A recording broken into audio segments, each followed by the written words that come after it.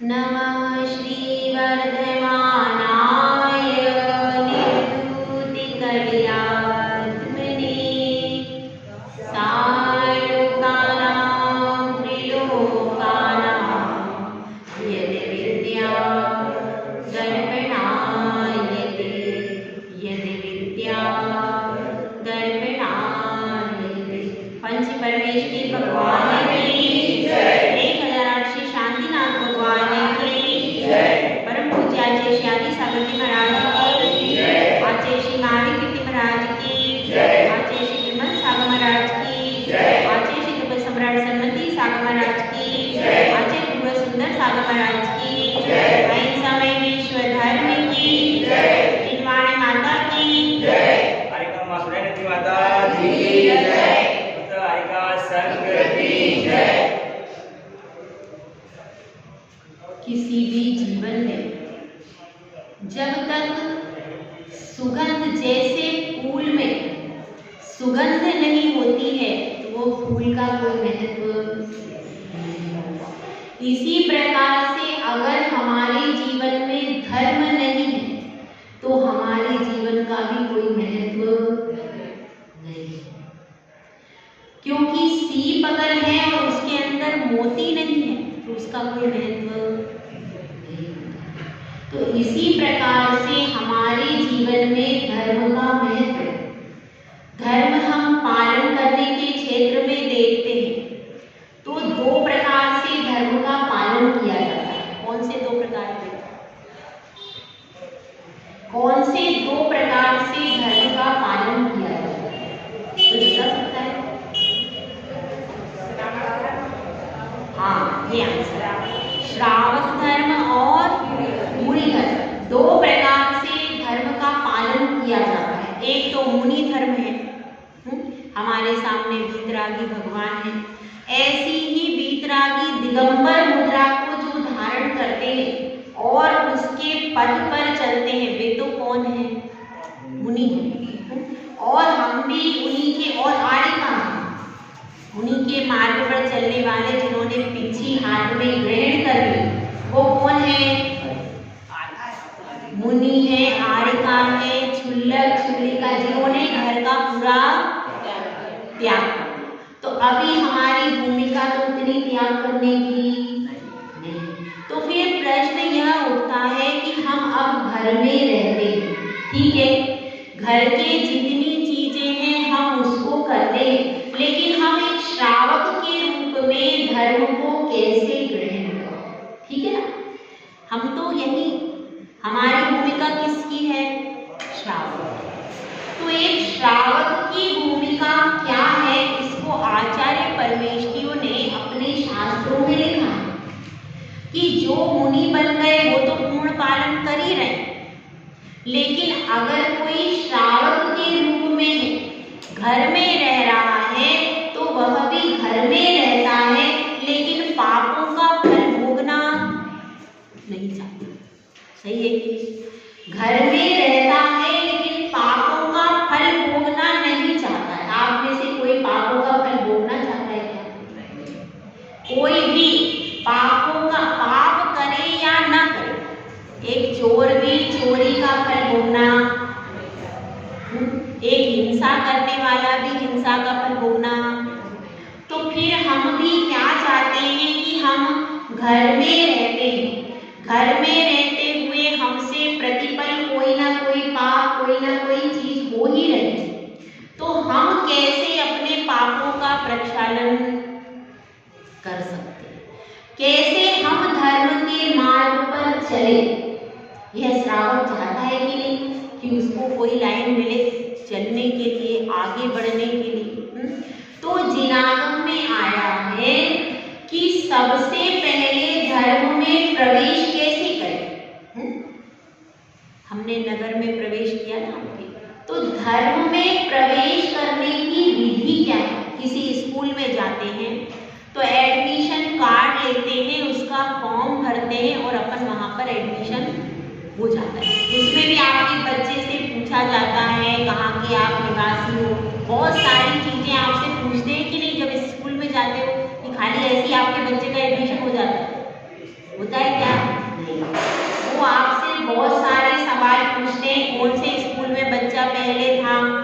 इतने percent marks आए, और आपके पूछने के बाद भी वो उस स्कूल से भी पूछते हैं कि बच्चा पढ़ाई पढ़ता था, इसकी प्रेजेंट कितनी रहती थी, कैसा है। ये सारी इंफॉर्मेशन कहाँ से निकालते हैं? उसके पुराने स्कूल से। इसी तरह से जब हम अपने बच्चे का या बच्ची का रिश्ता पक्का करना चाहते हैं तो क्या करते हैं? उस स्त्री का क्या देखते हैं? उस कन्या का रूप देखते हैं। रूप देख लिया हमने, उसके बाद उसके गुण भी कहीं से सुन लिए, उसके बाद भी अपन बाहर समाज में भी पूछते हैं, रिश्तेदारों से भी पता करने का प्रयास करते हैं, उसके दोस्तों से, उसके ऑफिस से, सब तरफ से पड़ताल करने के बाद ही विवाह करना चाहिए, नहीं तो नहीं करना चाहिए। आजकल तलाकों की संख्या निरंतर बढ़ती जा रही है। इसका कारण क्या है? बिना जांचे समझे हम विवाह कर लेते हैं।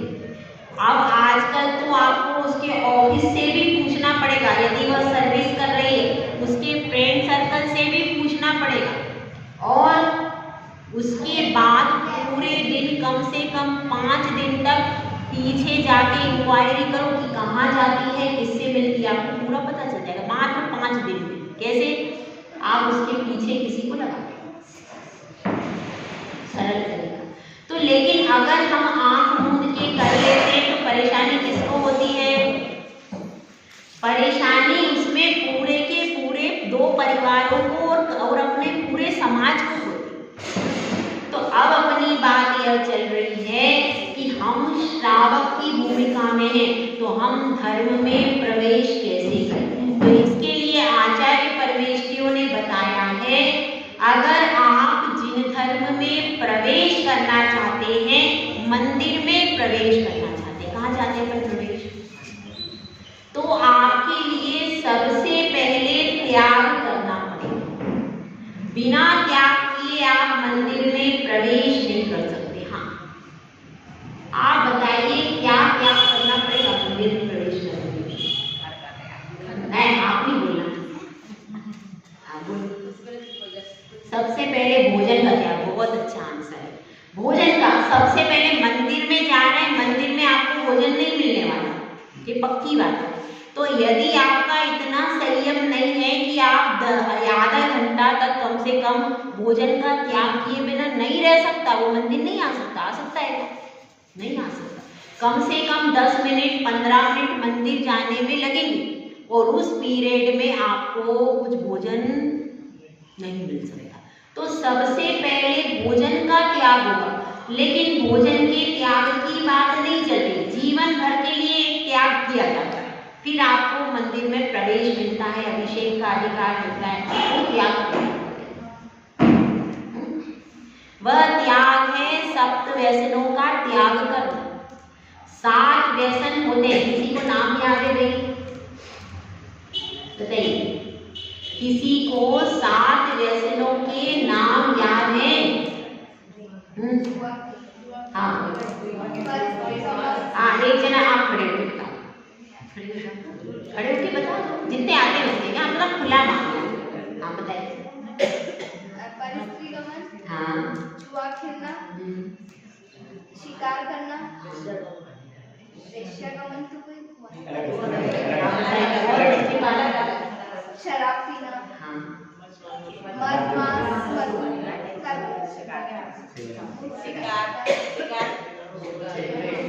हम बताते भी आपको क्रम से, ठीक है। सबसे पहले क्या है? जुआ खेलना, ठीक है। जुआ किसे कहते हैं? कोई बता सकता है? पैसों के द्वारा कोई भी गेम खेलें, एनी कोई भी गेम हो जिसमें आप पैसों से शर्त रखें कि ये मुझे मिल जाएगा तो मैं आपको इतने पैसे दे दूँगी, चाहे वो लॉटरी के रूप में हो, चाहे डिबेट हो, कोई भी चीज़। किसी भी चीज़ में अपन ने रेस पे भी लोग लगाते, मैच पे भी लोग लगाते कि अगर भारत जीत गया तो, अगर ये घोड़ा जीत गया तो, ये सब क्या है? ये सब जुआ है। कहीं भी कोई भी चीज यदि अपन पैसे लगा करके करते हैं तो उसको क्या कहते हैं? जुआ। कहीं भी कोई भी चीज है। तो इसलिए अपने को ध्यान रखना है, पैसे से जिन चीजों में पैसा पहले लगाया जाता है फिर बाद में अपन क्या करते हैं, खेलते हैं गेम, तो वह चीजें कैसी हैं, वह जुआ की श्रेणी में आती। आप नॉर्मली गेम खेलते हो वो जुआ की श्रेणी में नहीं आएगा, लेकिन आपने पहले पैसे रखे कि अगर आप ये जीत जाओगे तो आपको इतने पैसे दे देंगे, ठीक है। तंबोला खेलते हैं वो लोग, किसी पार्टी में तंबोला कंपलसरी है, तंबोला कंपलसरी है। कम से कम जैन महिला मंडल की जो पार्टियां हैं, जैन महिला मंडल की जो पार्टियां हैं वहां पर तंबोला नहीं होना चाहिए। समझ में आया? बाहर के लोग कुछ करें, देखो अपन बाहर के लोगों का तो कुछ नहीं बोल सकते, लेकिन कम से कम हमारी जैन महिला मंडल की मीटिंग होती है, पुरुषों की भी होती है, कहीं भी मीटिंग होती, हमारी सामाजिक मीटिंग जिसमें जैन नाम चल रहा है, वह मीटिंग होटल में नहीं होना चाहिए। कुछ लोग मीटिंग होटलों में करते हैं क्योंकि घर में कौन बनाए, तो क्या करें भाई, तो होटल में चलो। जैन समाज की मीटिंग होटल में हो सकती है क्या? और वहां पर इसलिए वहां पर तंबोला जैसे गेम नहीं होना चाहिए। पैसे भर करके जो हम करते, आपको करना है तो आप ऐसा कर सकते हैं, उसमें कोई गिफ्ट के रूप में दे, लेकिन पहले पैसे जमा कर लेना, पहले 100 रुपये जमा करेंगे फिर उसको क्रम से देते रहते हैं, सब प्रोसीजर थोड़ा मेरे को पता है थोड़ा ही पता है मेरे को, बाकी मुझे पता है। तो ये सब हमको नहीं करना चाहिए, ये सब जुआ की श्रेणी में आते हैं। तो इसलिए कम से कम हमारी जैन समाज की जो मीटिंग्स होती हैं उनमें इसको, ताकि इसको बढ़ावा नहीं मिले, ठीक है। तो ये क्या हो गया, अपना पहला व्यसन कौन सा हुआ, जुआ खेलना। लोग जो जेंट्स भी करते हैं, जेंट्स भी कभी कभी ऐसे काम करते हैं कि भाई शर्त, अगर तुम जीत गए तो इतना रुपया और मैं जीत गया तो इतना रुपया। तो अगर अपन शर्त के बेस पे, जीतने के बेस पे कोई भी अमाउंट रख करके खेलते हैं कोई भी गेम या कोई भी चीज, तो वो क्या हो जाएगी, जुआ खेलना। समझ में आया? ये कौन सा, ये है सप्त व्यसन में पहला व्यसन, यानी जो जुआ खेलता है उसको भगवान का अभिषेक करने का अधिकार नहीं। ये पहला व्यसन, मतलब ये अपन एडमिशन कार्ड है जैन धर्म में प्रवेश का। तो इसलिए क्यों नहीं खेलना चाहिए, क्योंकि जुआ खेलने से क्या हो जाता है, जुआ खेलने से हमको उसका नशा चढ़ जाता है, और एक बार व्यक्ति जीत जाता है तो उसको फिर दोबारा जीतने की इच्छा बनी रहती है, और उसके द्वारा धन का महत्व इतना बढ़ जाता है कि वो अपनी आत्मा को भूल जाता है, और उसमें फिर क्या हो जाता है, फिर वो लोग जो लोग जिताते हैं वो एकदम मात भी दे देते हैं, और जब मात देते हैं तो आपसे फिर एक बार में पूरा पैसा, जितनी भी कंपनीज हैं, जितने भी ये चीजें चल रही हैं, वो आपको जिताता है, शुरू में जिताता है, फिर आप खुश होकर के बहुत सारा पैसा लगा देते हो। जब आप बहुत सारा पैसा लगा देते हो तो वो पूरा पैसा खींच के आपको एकदम, ये सबकी प्लानिंग होती है सब तरीके। तो इस तरीके की प्लानिंग से क्या होता है, घर बर्बाद हो जाते हैं। और इसलिए क्या, भले अपनी मेहनत से थोड़ा पैसा आता है पर वो आपके पास हमेशा रहता है, वो बढ़ता रहता है, लेकिन अगर जब बहुत ज़्यादा एक साथ लाभ हो जाता है तो वह लाभ देख करके व्यक्ति और ज़्यादा व्यसनों में लिप्त हो जाता है। तो इसलिए जुआ खेलना अच्छा नहीं, क्योंकि और ये भी खास बात है, एक भी व्यसन जिसके होता है उसके धीरे धीरे पूरे आ जाते हैं, छहों आ जाते हैं। क्योंकि अगर जुआ खेलने के किसी को बहुत बड़ा अमाउंट एक साथ मिल गया तो वो बोर आ जाता है, और फिर बोर आ जाता है तो वो शराब भी पीने लगता है, वो गलत काम भी करना शुरू कर देता है। इसलिए अपने को पहले से ही ऐसे व्यसन को अपने घर में नहीं लाना, ठीक है। तो पहला व्यसन कौन सा हो गया, ठीक है। और अब देखो दूसरा व्यसन कौन सा होता है? जुआ। दूसरा होता है चोरी करना। चोरी तो नॉर्मली कोई करता ही नहीं है जैन समाज में, इतना तो नहीं होता। केवल वो आप कभी कभी जो इधर उधर होते हैं तो उनके अकाउंट से कहीं इधर उधर कर सकती है, ATM कार्ड से करती होंगी, अब तो आधुनिक जमाना हो गया, कहीं ना कहीं इधर का उधर तो थोड़ा वो करती है, उनका चलता है, ठीक है थोड़ा बहुत तो करती है, वो नेचर है उनका। कहती है कि हम भविष्य के लिए बचाते हैं, इसीलिए कोरोना काल में सबसे ज्यादा अमाउंट उनके पास से मिला, आपका कम पड़ गया, वो बचत करके रखती है, तो इसलिए वो। लेकिन ऐसा है कहीं कोई ताला तोड़ करके कहीं चुराना, यहाँ पे चोरी का मतलब क्या है? अपने घर में जो किया जा रहा है वास्तव में वो भी नहीं करना है। अगर आप अपने पति के पास से भी ले रहे हो बिना पूछे या कभी अकस्मात लेना पड़ा, तो सबसे अच्छा क्या है? जैसे ही वो आ जाए तुरंत उनको बता या फिर फोन से पहले बता कि हमने इतना किया। उसमें क्या रहेगा? उसमें ये रहेगा कि देखो एक पापपन क्यों, पैसा तो उतना ही आपके पास भी रहना है, उनके पास भी रहना है, तो अपन अगर ईमानदार रहेंगे तो अपन को टेंशन भी नहीं। तो सर्वोत्तम उपाय क्या है? अगर आपने लिया है तो तुरंत उनको सूचना दे, तो आपको दोष नहीं लगेगा। और अगर आपने ले लिया और फिर आपने सूचना ही नहीं दी, छिपा छिपा के रखते रहे और फिर बाद में कभी कहीं से निकाल करके गिफ्ट में दे दिए और वो खुश हो गए, आज इतनी अच्छी गिफ्ट मिली, अरे वो गिफ्ट तो तुम्हारे पैसे तो ऐसा लोग करते हैं, तो उसमें क्या है? वो भी अपने को नहीं करना चाहिए। और किसी का ताला तोड़ के और बाहर से किसी दूसरे की चीज तो चुराना, यहाँ पर जो व्यसन के रूप में वो वास्तव में दूसरे बाहर का कोई व्यक्ति है, बाहर का व्यक्ति है और उसकी कोई चीज अपन चुरा लेते हैं तो वो चीज है। पर घर में भी हमको सावधान होकर के रहना चाहिए। घर में भी किसी भी अपने रिश्तेदार का, अपने जेठानी दिरानी है या अपने परिवार का कोई सदस्य, उससे भी यदि आप कोई वस्तु लेती हैं उसकी एब्सेंस में, तो उसको तुरंत बता दो, और यदि वो मना करता है उसकी वस्तु उसको वापस दे, ठीक है। तो इससे क्या रहेगा? इससे आपको चोरी का दोष। तो इसलिए ये दो व्यसन आपको समझ में आ गए। अपन धीरे धीरे उस चीज में चलेंगे कि श्रावक को क्या करना चाहिए। तीसरा भी व्यसन समझा दूं, जुआ, चोरी। तीसरा है मांस खाना। आप लोग डायरेक्ट तो जहाँ तक है कोई नहीं खाता है, लेकिन इनडायरेक्ट का तो कुछ अता पता ही नहीं है, क्योंकि जितने भी बिस्किट्स हैं, जितने भी ब्रेड्स हैं, जितने भी केक हैं, पेस्ट्रीज हैं, उन सब में डलता है बाजार के केमिकल्स भी, तरह तरह के अजीनोमोटो जो डलता है वो क्या है? वो पूरे बैक्टीरियाज का ही पूरा पाउडर है।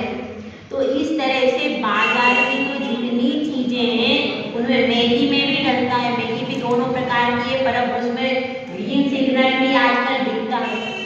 यहाँ तो सब कुछ दिखता है इंडिया में, तो वो उसमें क्या हो जाता है, कहाँ पर क्या चीज सही है भोजन के मामले में आप कह ही नहीं सकते। तो इसलिए क्या बात चल रही है?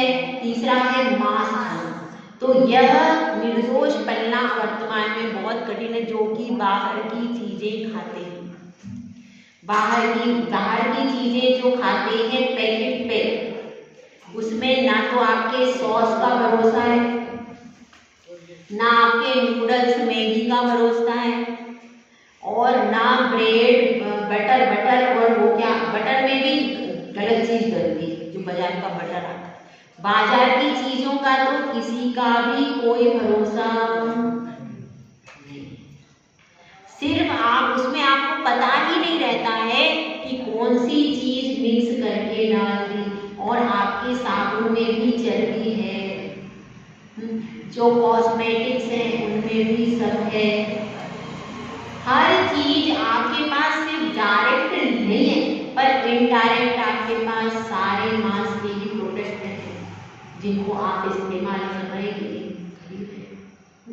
तो इन सब से भी बचना पड़ेगा। जो आपके शैम्पू है उसमें क्या है, फेस वॉश है उसमें क्या है, सब में केमिकल्स की चीजें हैं। और वो लिक्विड फॉर्म में आपको क्या पता चलता है, सूखी फॉर्म में तो पता भी कर सकते हो थोड़ा बहुत, लिक्विड फॉर्म में आप कहीं भी पता नहीं कर सकते। इसलिए कम से कम लिक्विड फॉर्म की चीजों से तो दूर रहना चाहिए। और हम सिर्फ डायरेक्ट नहीं खा रहे, बाकी हमारे बच्चे तो बाजार की कितनी चीजें खा रहे हैं। उन चॉकलेट्स में क्या है, क्या हमको पता है वो कैसे बनी, उसमें कौन सी चीज डाली है, कंपनी में फैक्ट्री में कभी देखने के लिए गए नहीं गए। तो इस तरह से जो हमारा खान पान है वो कैसा हो गया है, बहुत ज्यादा अशुद्ध हो गया। इसके कारण बच्चों में पावर नहीं है। आज की महिला है, आप 105 साल की दादी, कितनी मजबूत है वो, उसके हिसाब से आपकी 14 साल की लड़की उसके आगे फेल है। क्यों? क्योंकि वो पहले तो बस क्या होता था, 4, 5, 6 बच्चे होते थे, आपस में लड़ करके वो अपना भोजन कर लेते थे। मिलता क्या था, रोटी और दाल मिल गई तो बहुत कुछ है। लेकिन उस रोटी दाल में भी इतनी शक्ति होती थी कि वो बच्चे दिन भर खेलते। और आपका बच्चा तो आधे घंटे में खेल नहीं पाता, आधे घंटे भी खेलने के बाद उसको क्या लगेगा, मैं थक गया। लेकिन पहले इसीलिए जो भोजन होता था वो ओरिजिनल होता था, ठोस होता था और वह शरीर को पहले भी ऐसा नहीं है कि बच्चों को बादाम और किशमिश मिलते नहीं मिलते, वही रोटी दाल और शुद्ध दूध बस, और कुछ नहीं मिलता। लेकिन उसके बल पर भी वो बच्चे जड़ से क्या हो जाते थे, शरीर से मजबूत होते थे। और आज आप कितना खिलाते हो, आप उसको बादाम भी दे रहे हो, आप उसको सारी चीजें दे रहे हो, उसके बाद भी बच्चे का शरीर कैसा है, मजबूत नहीं है क्या वैसा जैसा आपकी वो दादी का है? सही क्यों नहीं है? क्योंकि उन्होंने ठोस खाया। घी भी उनका उस समय शुद्ध था, दूध शुद्ध था, और खाती वही दाल रोटी थी, पर अनाज भी शुद्ध था। और बाहर की चीजें उन्होंने कभी खाई नहीं होंगी। और बाहर की चीजें जितनी भी हैं उनमें केमिकल्स डलता ही है।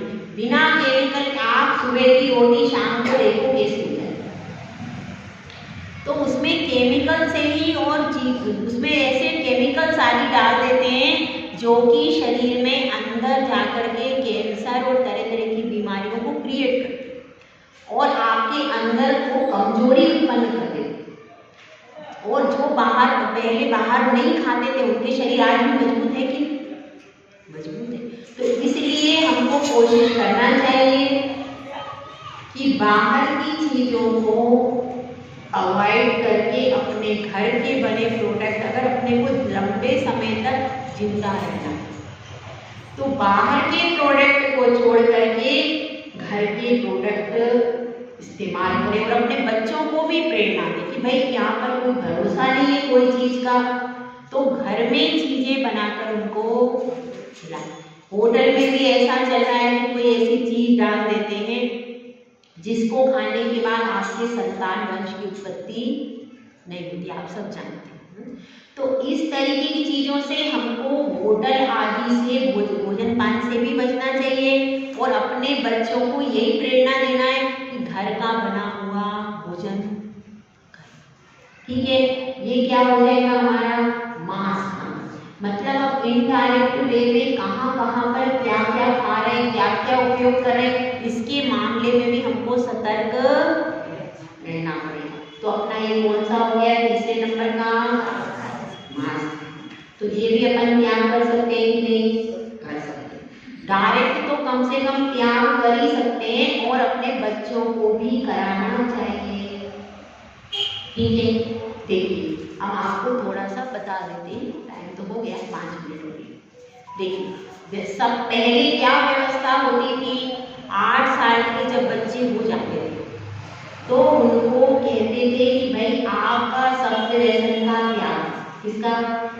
8 साल। 8 साल का बच्चा एकदम छोटा होता है, अपन कब त्याग कराते हैं? जब बड़ा हो जाए। 8 साल के बच्चे को सप्त व्यसन का त्याग पहले कराया जाए। तो उससे क्या होता था, उसको बचपन में छोटा रहता था लेकिन उसको एक त्याग करा दिया जाता था, तो उससे वह जीवन में कभी व्यसन नहीं करता था। ऐसी एक घटना हुई, एक महाराज जी थे और महाराज जी के पास में एक अम्मा आई। अम्मा कहती है कि मेरा बेटा क्या करता है, बहुत ज्यादा शराब पीता है, तो महाराज आप उसको समझा। ऐसा ज्यादातर होता है, जब सुधरे होते तब तो लेके नहीं आते, जब बिगड़ जाते तब लाते, और जब सुधर जाते तब वापस लेके भी तुरंत चले जाते हैं। तो अब क्या होता है, अब वो अम्मा आकर के कहती है, तो वह अब बच्चे को बुलाया जाता है, भाई क्या बात है, तुम ऐसा करते हो, तुम्हारी मम्मी है, तो कहना कि इसमें गलती मेरी मम्मी क्या करती भैया।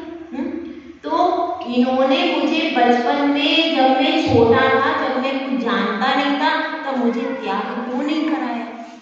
यदि मुझे बचपन से त्याग करा देती तो मैं समझ जाता कि मुझे ये चीज नहीं खाना है, अब मेरा इतने समय का अभ्यास हो गया, अब मैं इसको छोड़ के तो आप लोगों को समझना है, जैसे बच्चे 8 साल के हो जाए, बचपन में ही उनको ये सब चीज, बेटा ये चीजें अपने यहाँ नहीं होंगी, क्लियर होगा। हम बचपन में अवेयर नहीं होते, फिर बाद में जब पानी सर के ऊपर से जाता है उसके बाद हम चिल्लाते हैं, तब क्या होने वाला। बचपन से ही यदि हम ये संस्कार डाल देंगे तो फिर हमारी नींव बनेगी, और जैन धर्म की नींव क्या है, सप्त व्यसन के त्याग पर हमारा पूरा जो धर्म का श्रावक धर्म टिका हुआ। ठीक है, कितने व्यसन हो गए आज? कौन कौन से? जुगाम, चोरी, हाँ, 3 व्यसन हो गए।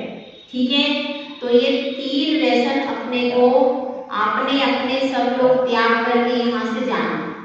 रोज रोज के जितने व्यसन होते जाएंगे उनका वो सब यहाँ पर त्याग करके जाना।